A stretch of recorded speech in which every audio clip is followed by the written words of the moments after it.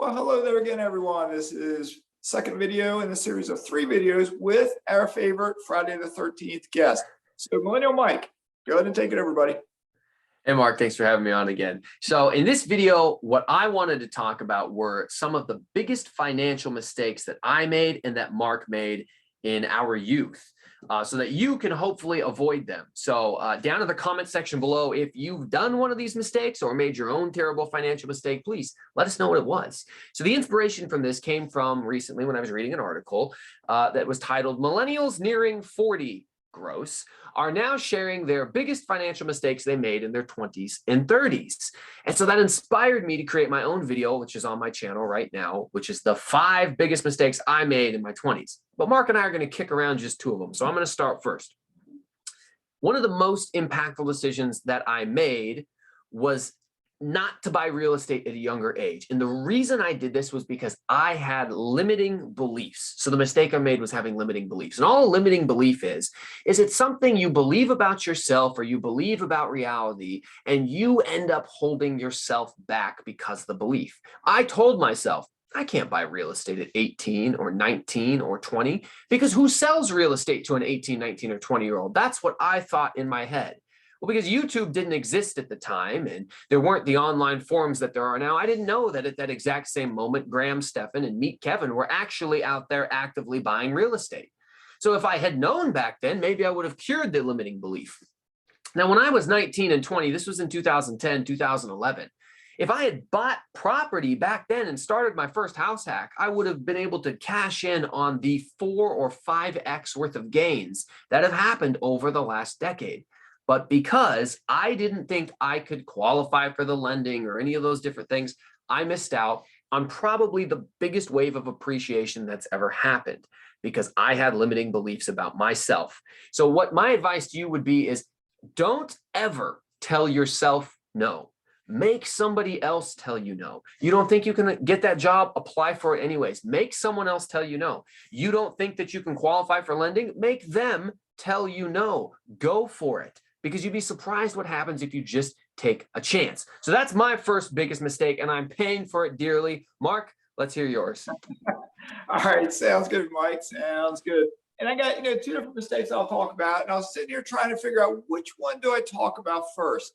So the one I want to talk about first, when you first hear it, you might think to yourself, this isn't a mistake. Mazske knew what he was doing back then. But what it is, when I was 19 years old, I joined the Navy. While I was still 19 years old and in the Navy, in my school, I was an electronics technician. So then that school up in Great Lakes, Illinois, I bought 5.5 acres of land in Southwest Virginia. So I was 19 years old, 5.5 acres. It cost me like $5,000. And when I bought it, I had like a long range idea. Maybe I'll develop that property one day and live there. But that's about all I did with it. But we fast forward a couple years later, I was, I believe, 24 years old. I bought my first single family home. I was in the Navy. When I bought it, I was in Puerto Rico. And then shortly thereafter that, I moved up to the state of Maine. The house was also in Southwest Virginia.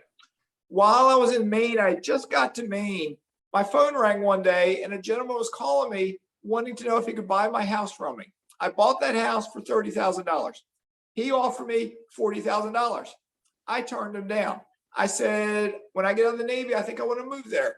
So he said, my dad built that house, so for sentimental reasons, could I rent it from you? And I was like, sure. It's just sitting empty. I'm in Maine, the house in Virginia, I guess. And he goes, what are you paying for your mortgage?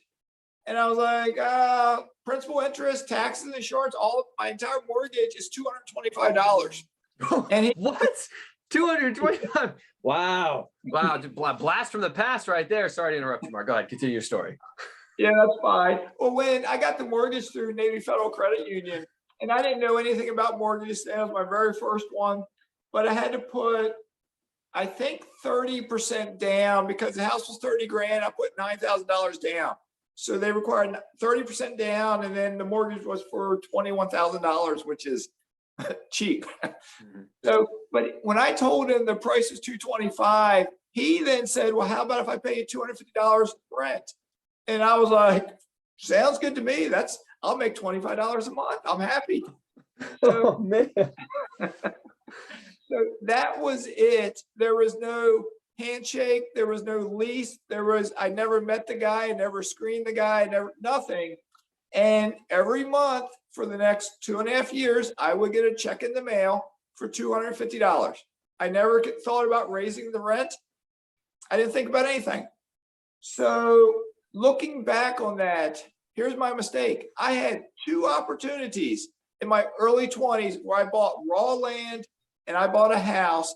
And if I only had known what I know now through watching a channel like mine, if that was around, I could have used those 2 properties to springboard my real estate investing career from my early 20s, but it didn't happen. I then ended up selling the land and I sold the house and basically left me with nothing, a couple dollars in my pocket, which I spent on raising my kids. So that's my first mistake. So back to you, Mike. Well, this is a reason why you should follow Mark's channel. This is a reason why you should follow my channel, is because we are transparent and honest about the very real mistakes that we've made. And that's important because a lot of the channels out there that you watch, it's overproduced, it's overhyped, it's information given through rose-colored lenses. And you don't necessarily know if the truth is being shared or a doctored up version of the truth. But yeah, the mistake that Mark made, he probably could have retired in his mid-30s if he had known what he knows now and had just springboarded, like he said, from that opportunity. But instead, he worked until he was like 49, something like that, right, Mark? Well, I bought my first rental at age 49. I retired at age 50. 50. Okay. Yeah. So, all right, let's talk about another mistake that I made.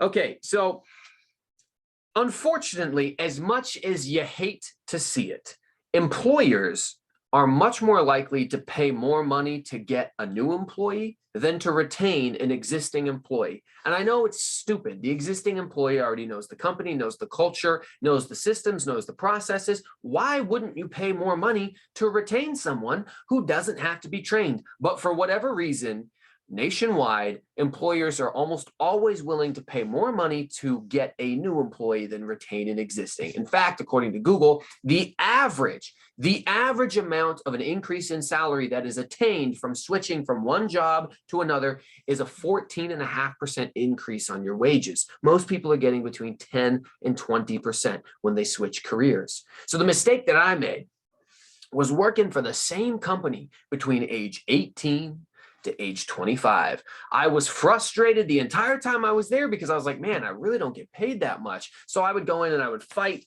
and I would struggle to get raises. And what it really boiled down to was I ended up taking on 10 times the amount of responsibility that I should have for a very little increase in pay. And then working copious amounts of overtime in order to offset that and make more money, when I should have said, no, I'm going somewhere else. I'm really good at my job and other people will pay me to remodel their houses and take my skill set and apply it somewhere else. I would have gotten paid more money. So for 7 years, I was vastly and grossly underpaid. And that money could have helped me save to buy real estate. I knew I wanted to buy real estate starting at 21. But it took me until 28 before I bought my first property. If I had been able to make more money and save it, I could have gotten started earlier, but I didn't. So it's kind of a combination of the limiting beliefs and again, not knowing that it's unfortunately better to just switch jobs and go somewhere else. So that's my second mistake. Mark, what do you got for your next mistake? All righty.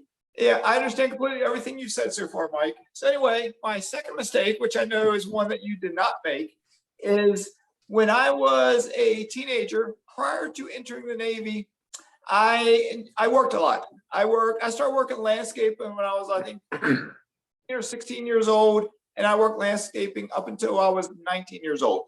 When I was a high school senior, I was on work release, went to 2 classes, got out, and I worked. So and I made something like $8 an hour, but I would work 50 to 60 hours a week. And I remember getting paychecks after taxes of around $400. When you're 17 years old back in the 80s and you're getting $400 a month, if I only knew what I knew now, I would have been retired when I was 25. But what I did, I've said before my channel, I was a wild teenager. I discovered drinking beer and I spent a lot of money going out at nighttime. Drinking age, I was always under drinking age, but I could go in bars back then. I was 16 years old going into bars, which is scary. And I spent a lot of money doing that. And that continued when I got into the Navy. I had a little time period where still I enjoyed drinking beer because I was in a foreign country. But what I did, starting in the Navy, I would save money, but I was saving it in the bank. And it might have paid a couple percent of interest. And I did discover investing in mutual funds around age 22. But again, it was mutual funds. It took me another 10 years almost to discover individual stocks. And during that time period, if you remember, even when I was drinking the beer, I bought land. I had quit drinking by the time I bought the house, but I had tasted real estate. But I did, and I used to read Money Magazine. I would go to the library, read Money Magazine, Kiplinger, Financial Magazine, but I would read about mutual funds. Looking back, if I had just gone to the library and searched for any real estate investing book and if I found one book, it could have changed my life. But again, it's that it wasn't the limiting beliefs. It was I didn't know anything about it. And any extra money I had, especially that period of say 5 years, in 5 years time, who knows how many thousands of dollars I just basically threw away, where that could have been a down payment on a house back then. Yeah. So anyway, it is what it is. The things that we wish we could go back and do differently if we could. That's the purpose of the video. We want to make sure that you can avoid these mistakes if at all possible. Maybe share this video with somebody young in your life who's interested in real estate or something. And leave a comment down below with what you think your worst financial mistake was. Now, if you're interested in a video where I talk about a few more terrible financial decisions I've made, including the worst one that I did that cost me so much money and issue and stress and all of it, and go check the video out, because I think that you're at risk of making the same mistake, because over 80% of people make this decision. Mark, thanks for having me on the channel, and we'll see you next time.